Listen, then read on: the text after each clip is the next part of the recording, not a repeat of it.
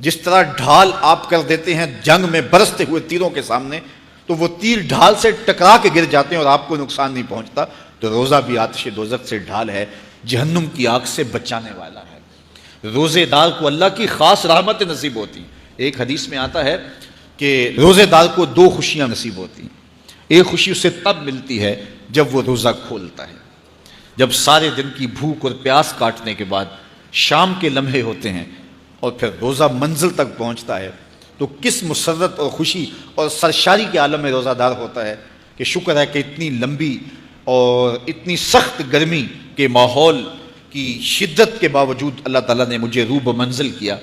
تو اس وقت ایک احساس اس کے ساتھ جڑا ہوتا ہے، اور پھر جب وہ ٹھنڈا اور میٹھا مشروب اپنے کام و دہن میں ٹپکاتا ہے اور وہ ٹھنڈا میٹھا مشروب اس کی رگوں کو تر کرتے ہوئے معدے کی طرف بڑھ رہا ہوتا ہے، اس کی زبان بولے نہ بولے دل اللہ کا شکر ادا کر رہا ہوتا ہے، اس کا ایک ایک عضو بدن رب کا شکرانہ ادا کر رہا ہوتا ہے۔ وہ ٹھنڈا اور میٹھا مشروب رگوں کو تر کرتا ہوا آگے بڑھتا چلا جاتا ہے، لیکن شکرانے کا وہ پیکر بن جاتا ہے۔ وہ ایک مسرت، ایک خوشی کا عالم ہوتا ہے کہ روزہ بھی نب گیا، سارے دن کی تکلیف بھی کٹ گئی، اور اللہ نے مجھے افطار کے لمحوں تک پہنچایا۔ فرمایا روزے دار کو ایک خوشی تب ملتی ہے جب وہ روزہ کھولتا ہے، وَفَرْحَةٌ عِنْدَ لِقَاءِ رَبِّهِ، اور دوسری خوشی روزہ دار کو تب ملے گی جب روزے کے صلے میں اللہ اپنا دیدار عطا فرمائے۔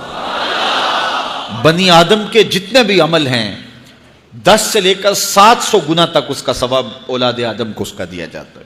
جتنا گڑ ڈالو اتنا ہی میٹھا، تو بعض کو 10 گنا، بعض کو 70 گنا، بعض کو 100 گنا، بعض کو 700 گنا، تو 10 سے لے کر 700 گنا تک بندے کے اعمال کا صلہ دیا جاتا ہے۔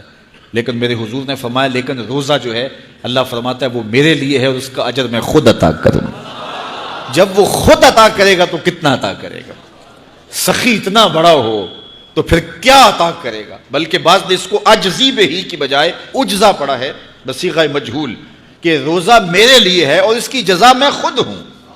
باقی اعمال کی جزا جنت ہے، جنت کی نعمتیں ہیں اور بہت کچھ ہے، لیکن روزے کی جزا میں خود ہوں۔ اور جس کو وہ خود مل گیا پھر جنت میں مل گئی، جنت والا جو مل گیا پھر جنت میں مل گئی، جنت کی نعمتیں بھی مل گئیں۔ تو روزہ اللہ کی خوشنودی کا ذریعہ ہے، اس کی رضا کا ذریعہ ہے۔ تو خوش نصیب لوگ روزے کی برکتیں حاصل کرتے ہیں۔ اور ایک روایت میں آتا جب رمضان المبارک کا آغاز ہوتا ہے اللہ اہل ایمان کو، اپنے بندوں کو محبت کی نظر سے دیکھتا ہے، اور اللہ جس کو محبت کی نظر سے دیکھ لے پھر اسے کبھی عذاب نہیں دے گا۔ اللہ اکبر۔ تو یہ روزہ دار کے لیے اللہ کی کرم نوازیاں ہیں، اللہ کی رحمتوں کے اجالے ہیں جو اس کے اوپر برستے ہیں۔ تو میں اور آپ اس ماہ انور کو، اس ماہ نور کو اس طرح سے گزاریں کہ ہمارے اندر کے پاپ دھل جائیں، ہماری غلاظتیں گناہوں کی مٹ جائیں، ہمارا سینہ صاف ہو جائے، ہم اہل ایمان کے لیے کشادہ دل ہو جائیں، ہمیں جو ہے وہ جھوٹ سے، تکبر سے، بخل سے، ریا سے اور دیگر امور بد سے اجتناب کرنے کی عادت پڑ جائے۔ روزہ جو سکھانا چاہتا ہے ہم وہ اس سے سیکھ لیں، اور روزے کی برکات ضبط نفس کی صورت میں ہمیں نصیب ہو جائیں، تو ہم روزے کے بعد بھی، ماہ سیام کے گزرنے کے بعد بھی ایک نئی زندگی لے کر، ایک تازگی لے کر، ایک نور اور روشنی لے کر کے جو ہے وہ معاشرے کے، اسلامی معاشرت کے ایک اہم فرد کی صورت کے اندر جو ہے وہ سامنے آئیں۔ تو اللہ اس ماہ سیام کی برکتیں ہمیں نصیب فرمائے۔ ہر سال مہینہ آتا ہے، گزر جاتا ہے، ہم پورا مہینہ بھوک کاٹتے ہیں اور پھر وہاں کے وہاں ہی کھڑے رہتے ہیں، تو پھر ہمیں سوچنا چاہیے، لیکن اگر تبدیلی آتی ہے تو پھر شکریہ ادا کرنا چاہیے۔ آج کی اس تاریخ میں ہم عزم کر کے اٹھیں کہ ہمارا یہ ماہ سیام ہماری زندگی میں ایک سنگ